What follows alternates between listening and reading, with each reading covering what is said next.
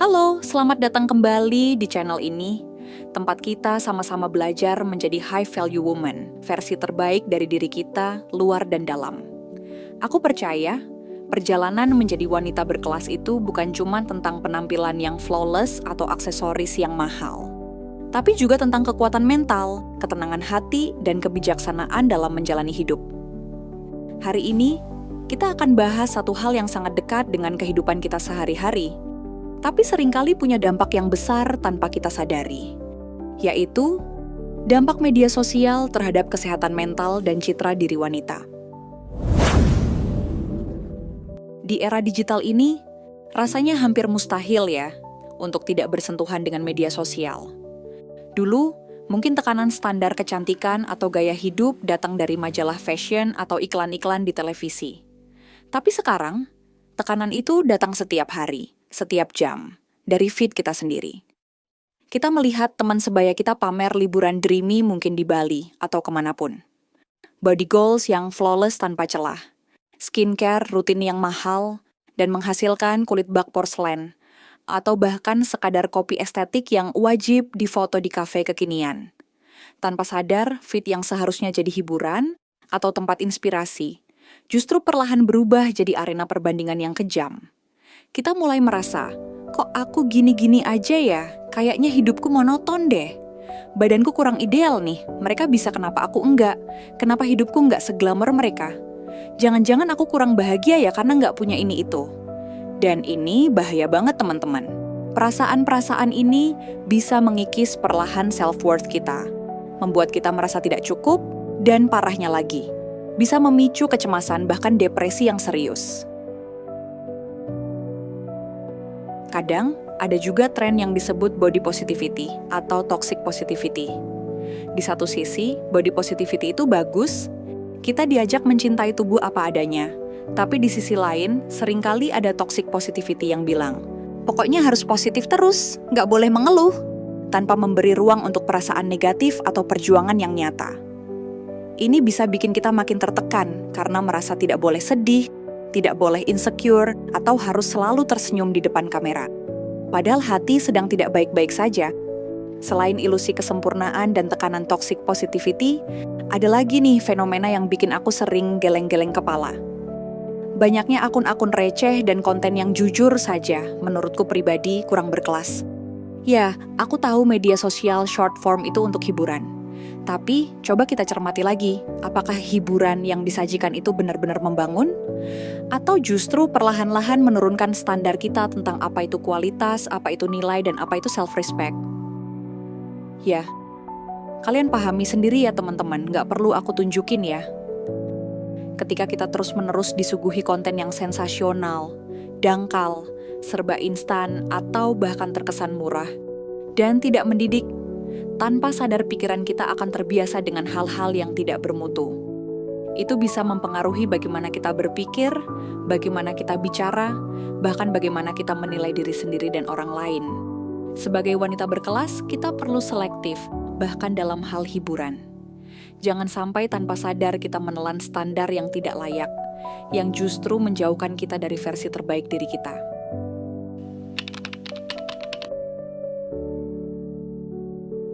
Setelah kita menyadari ilusi kesempurnaan dan bahaya konten yang tidak berkelas, sekarang mari kita bahas lebih dalam.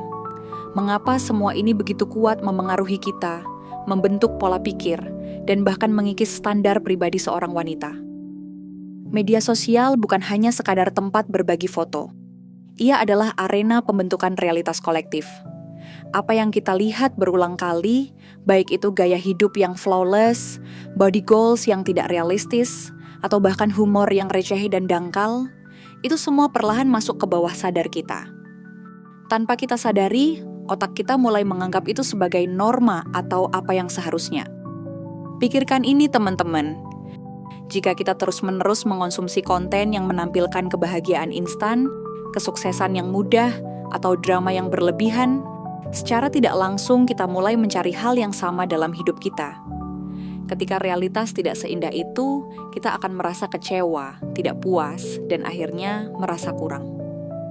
Ini adalah dampak psikologis yang jauh lebih dalam daripada sekadar insecurity sesaat. Ini adalah pembentukan ekspektasi yang tidak realistis terhadap hidup, hubungan, dan diri sendiri. Dan ini juga berlaku pada konten yang tidak berkelas. Kita mungkin menganggapnya hiburan, tapi bayangkan, jika setiap hari kita terpapar pada lelucon yang merendahkan, prank yang tidak etis, atau tren yang mengabaikan nilai-nilai kesopanan, apa yang terjadi pada standar kita? Perlahan, apa yang dulunya kita anggap tidak pantas, bisa menjadi biasa saja. Kualitas diskusi kita, kedalaman pemikiran kita, bahkan cara kita menghargai diri dan orang lain bisa ikut terkikis. Seorang wanita berkelas tidak akan membiarkan standarnya didikte oleh tren yang dangkal atau humor yang rendah. Ia tahu bahwa apa yang ia konsumsi, baik itu makanan untuk tubuh atau informasi untuk pikiran, akan menentukan siapa dirinya. Inilah mengapa daya pilah, discernment, menjadi kualitas yang sangat penting bagi seorang wanita berkelas di era digital ini. Kita tidak bisa hanya sekadar menerima. Kita harus aktif memilih apa yang kita biarkan masuk ke dalam pikiran dan jiwa kita.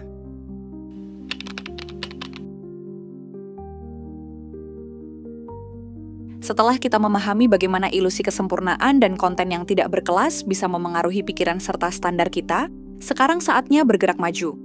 Sebagai wanita berkelas, kita tidak hanya mengidentifikasi masalah, tapi juga mencari solusi.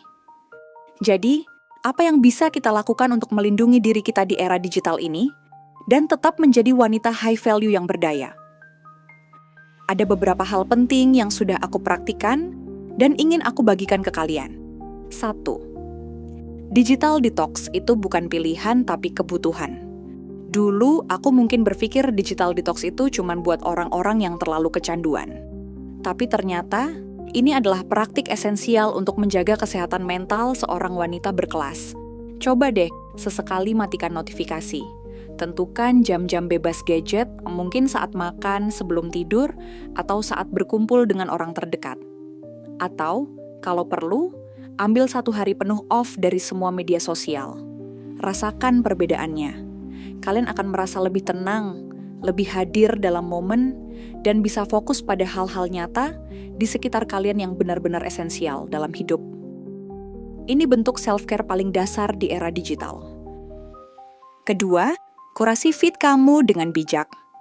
Sebagai wanita berkelas, kita cerdas dalam memilih asupan informasi dan hiburan kita. Mulai sekarang, audit feed media sosialmu. Siapa yang kamu follow? Apakah mereka menginspirasi, memberikan edukasi yang berkualitas, atau justru membuatmu merasa insecure, iri, atau terpancing drama?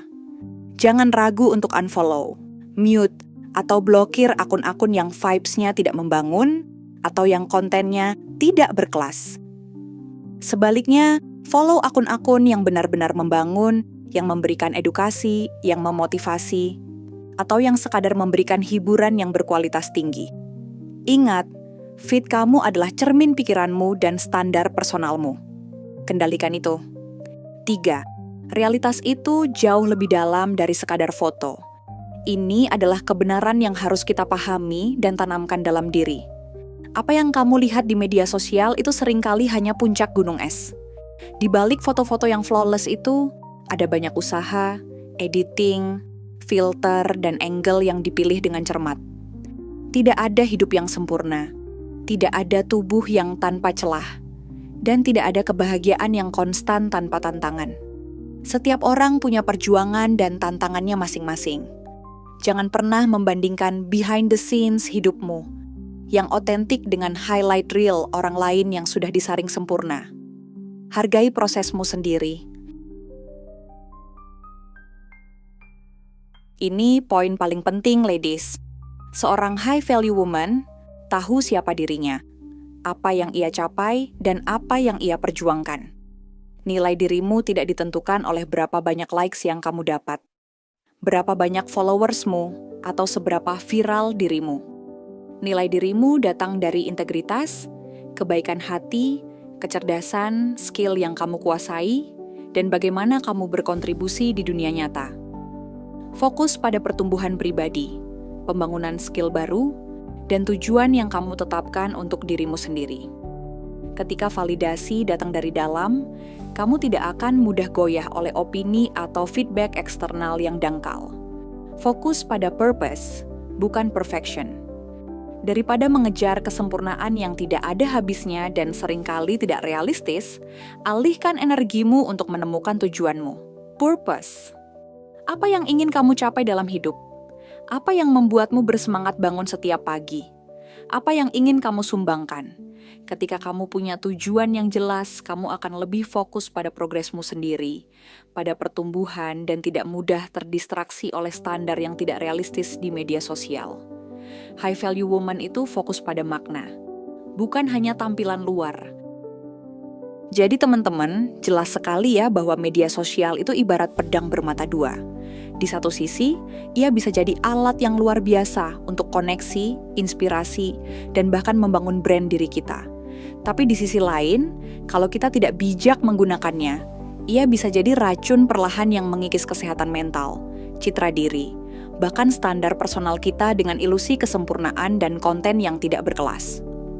Sebagai wanita high value, kita punya kendali penuh atas apa yang kita izinkan masuk ke dalam pikiran dan jiwa kita. Jadilah wanita berkelas yang cerdas secara digital, yang tahu batasan, yang punya daya pilah tinggi, dan yang paling penting, yang tahu nilai dirinya sendiri tidak tergantung pada apapun di layar smartphone. Ingatlah selalu, kebahagiaan sejati dan kepercayaan diri yang kuat itu datang dari dalam, dari pondasi yang kokoh yang kita bangun sendiri, bukan dari layar smartphone atau hiburan yang tidak bermutu.